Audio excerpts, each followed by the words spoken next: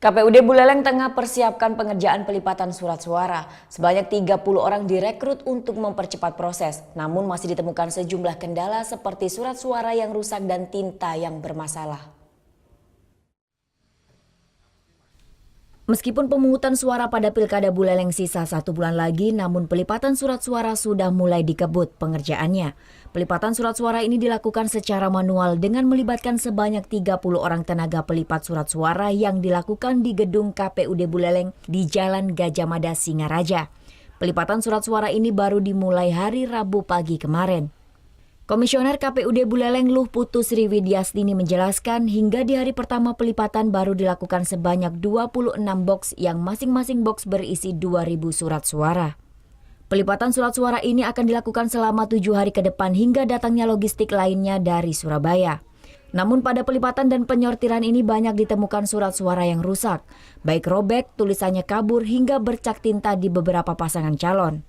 Pelipatan surat suara ini pun dijaga ketat oleh aparat kepolisian dan Panwaslih Kabupaten Buleleng. Kayaknya kan karena ukuran surat suaranya lebih kecil, ketika kita berikan suratnya agak dan pelipatnya hati-hati. Ini kan melakukan sortiran dan pelipatan.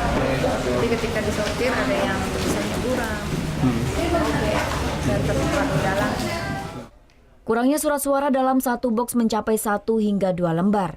Namun kurangnya surat suara ini nantinya akan dilakukan penghitungan di akhir pelipatan surat suara ini. Tidak itu saja, KPUD Buleleng akan berkoordinasi dengan percetakan untuk melakukan pencetakan tambahan jika diperlukan. Jumlah surat suara yang dicetak sebanyak 589.492 lembar surat suara.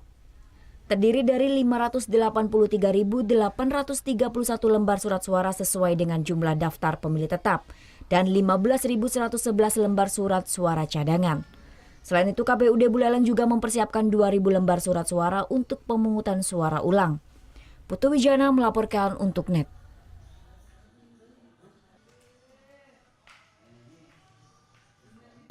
Oke, sekarang udah.